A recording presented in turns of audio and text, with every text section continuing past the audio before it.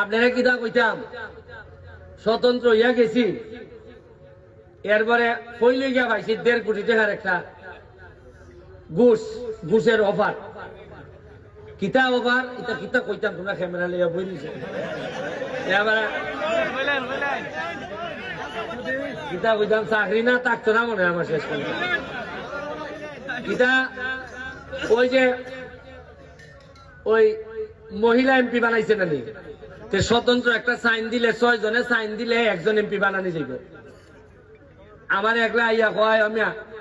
চলা যদি তোমরা সাইন দিলাও তো একলা মহিলা এমপি হইব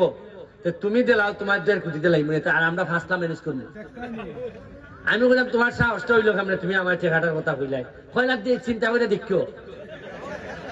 তা আমি কইলাম তুমি যদি আমার 1.5 কোটি দাও তো চলা লাগে চলায় কত হয় 9 কোটি লাগে 9 কোটি টাকা যে এমপি হইব এ বানাইব হতো ডাবল কি দেয় 200 নিচে বানাইব নি এখন হাইকোর্টে মামলা করি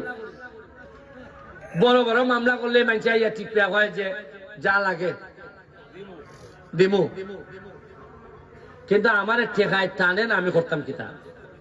আমার যখন রাত ঘুমাই সকালবেলা উঠি মনে হয় ইয়া আল্লাহ যে ইজ্জত মানুষে আমারে দিছে যে ভোট আমারে মানুষে দিছে আমি খেরে ঘুমাই দিছি উঠি না খেরে উঠে গিয়ে আমি খামলা দিই না খেরে কারণ আমি যেমন ভিতর থেকে এমন ফিল পাই আমার কাছে মনে হয় যে আপনার ফুলার আমার ফুলার মধ্যে কোনো পার্থক্য নাই এটা যদি না পড়তে পারে এটারও দায় আমার কারণ বেটায় বুট তো একটা দিছে আর বুট তো খালি ইগুলো মারছে নি মাইরা দিছে আমার কলজার মধ্যে মাইরা দিছে দাগ লাগাই দিছে আমার আর আগাইও না ওই তো আগাইয়া নিতেছি কে আমার এমনি আমি এখন আপনারা যারা নেতৃবৃন্দ আছেন আমরা এখানে একটা লোককে পরিচয় করাই দিতাম চাই আপনার সামনে এই সেলিম তুমি আসো এদিকে আসো এদিকে আসো সামনে দিয়ে আসো সে হইল কি আমার ছোট ভাই আমরা একসাথে প্রায় 9 বছর থাকছি ঢাকা এর বাড়ি হইল গিয়া পটুয়াখালী নাম শুনছেন নি বরিশাল পটুয়াখালী এ হইল গিয়া পটুয়াখালী সদর ইউনিয়নের চেয়ারম্যান তাই আমি যখন এমপি হয়েছি ওই যে আমি বুঝলাম যে বিভিন্ন মন্ত্রণালয়ে না গেলে কোনো খামান্তার মনি তো এই লাইন তো আমি জানি না ওই আল্লাহ যখন আপনার সফল হইবার সময় আয় দেখবা কিছু বালা লোক ফাটাই দিবা ফেলে এ আবার এই লাইন খুব বালা বুঝে এ আবার ওই এলজিডি রোডসে নাই এটা একবারে ফিসাবের মতো হইতে পারে খিলা খিলাইতে আমি আর চিন্তা করলাম আমি চিন্তা করলাম আমরা সিলেটি মানুষটা একটু স্লো একটু চালাক চতুর কম এই জন্য আমি একলা বরিশালের লোক লই নিলাম সাথে লইয়া উনকা আমি মন্ত্রণালয়ে যাই গিয়া ইউই আমারে লই যায় গিয়া আমার লাইন গাছ গুলা দেখাইতেছে এটা যখন আমি দেখতে লাইছি আপনারা কই গত পরশুদিন আমার লইয়া গেছে গিয়া আমি কইলাম যে বেটাই মাধবপুর সোনারঘাটের কিতা কিতা বাকি আছে কুস্তা আসেনি আমার লেগে এরা কাগজ বার করিয়া দেখে 2 কোটি টাকা রয়েছে এটা মাহব ভাইয়া খরচ করার সময় পাইছে না টাকা আইসেন মাহব ভাই লেগে আর মাহব ভাই ভাবছে যে এটা আস্তে আস্তে যেমন মসজিদ মাদ্রাসার যেটা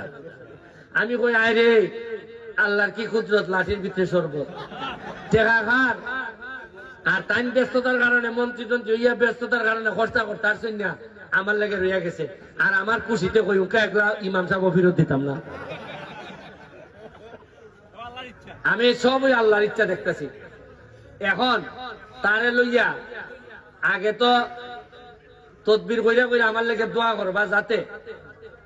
এই এলাকাটা না খালি মাধবপুর সোনারঘাট আমার ইচ্ছা হইল তেলিয়াপাড়ার থেকে একবারে সানপুর পর্যন্ত 2 সাইডে 1 ওয়ে কইরা লাইট টাইটের ব্যবস্থা কইরা আমি চা বাগানের সব ম্যানেজারদের সাথে আজকে বসলাম সবার সাথে আলাপ হইছে যে এমন একটা নগরী আমরা বানাইমু ওই যে টাইম কইতে জানি সিটাং থেকে মানুষ আইব